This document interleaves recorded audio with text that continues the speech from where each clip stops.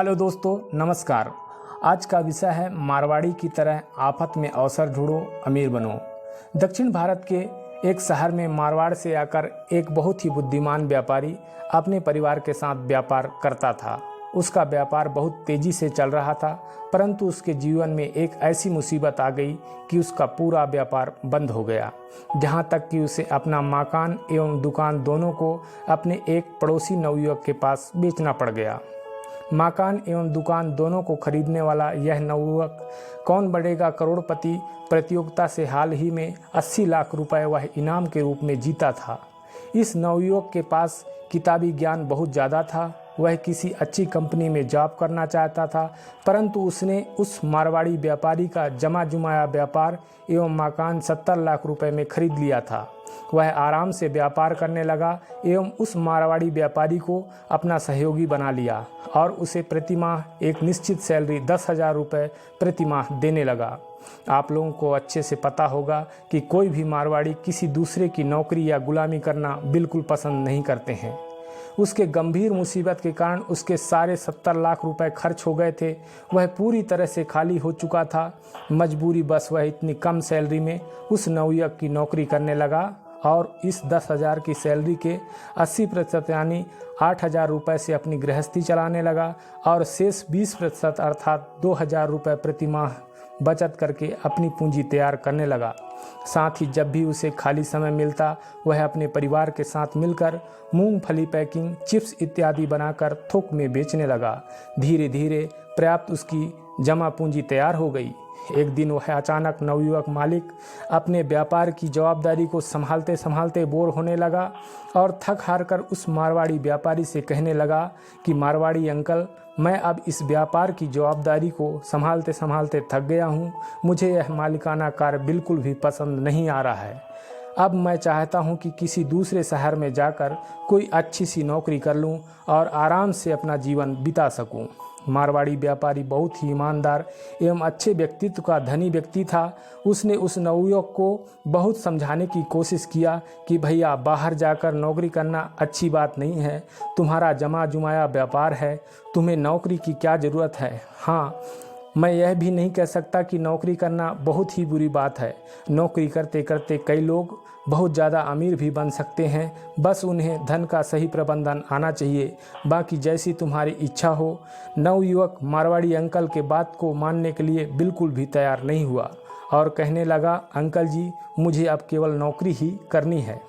मारवाड़ी कहने लगा कि तुम यह बताओ कि नौकरी में तुम्हें कितनी सैलरी मिलनी चाहिए ताकि तुम उस सैलरी से संतुष्ट हो जाओगे। नवयुवक कहने लगा, यदि मुझे हर महीने तुम्हारी सैलरी का 3 गुना 30,000 रुपये प्रति माह मिले तो मैं संतुष्ट हो जाऊंगा और दुनिया भर के व्यापार के इस जवाबदारी से मुक्त हो जाऊंगा। मारवाड़ी व्यापारी कहने लगा, तुम्हें नौकरी ही करनी है तो मैं तुझे एक सलाह देता हूँ, मान जाओगे? मैं तुम्हें 40,000 रुपये प्रति माह मेरी सैलरी का 4 गुना सैलरी दूंगा तो तुम इसी शहर में नौकरी करने के लिए तैयार हो जाओगे। नवयुवक बोला, यह तो और भी अच्छा है कि मुझे लोकल शहर में ही अच्छी सैलरी वाली नौकरी मिल जाती है तो मैं बेशक यह नौकरी करने के लिए तैयार हो जाऊंगा।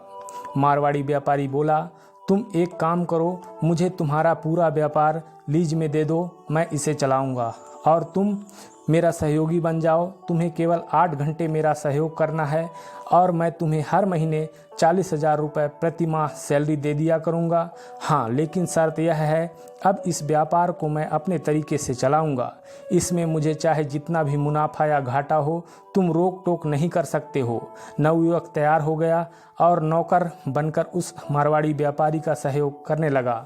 धीरे धीरे 1 वर्ष बीत गए। 1 वर्ष के अंदर मारवाड़ी व्यापारी को व्यापार का इतना तेज़ी से ज्ञान हो गया और उस व्यापार को चलाने लगा और वह अपनी जमा पूंजी एवं पर्याप्त मुनाफे से उसी नवयुवक के बगल में एक बिक रहे लग्जरी दुकान और मकान को खरीद भी लिया और कुछ पूंजी नगद भी रख लिया।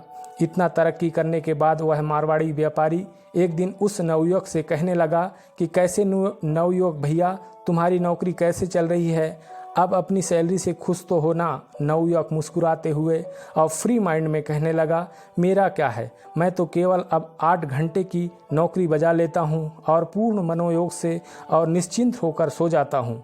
मारवाड़ी व्यापारी ठहाका मारकर हंसने लगा और उस नवयुवक को पुनः समझाने लगा कि सुनो बेटे, तुम आज इस व्यापार को नौकर की भांति चलाए और मैं इस व्यापार को मालिक की भांति चलाया, इसलिए आज मैं तुम्हारे इस दुकान और मकान के बगल में तुम्हारी कुल प्रॉपर्टी के 1.5 गुने के बराबर प्रॉपर्टी खरीद चुका हूँ और कुछ पूंजी भी जुटा लिया हूँ। मारवाड़ी व्यापारी के इस बात को सुनकर उस नवयुवक के होश उड़ गए। वह हाथ जोड़कर मारवाड़ी चाचा को धन्यवाद करने लगा और कहने लगा, मारवाड़ी चाचा, अब मुझे मेरा व्यापार लौटा दो। मैं अब पूरे मन से अपने व्यापार में मन लगाऊंगा और आपके ही जैसा अमीर आदमी बनकर दिखाऊंगा। मारवाड़ी व्यापारी बहुत दयालु था। उस नवयुवक को उसका व्यापार लौटा दिया और उसे एक सफल बिजनेसमैन बना दिया।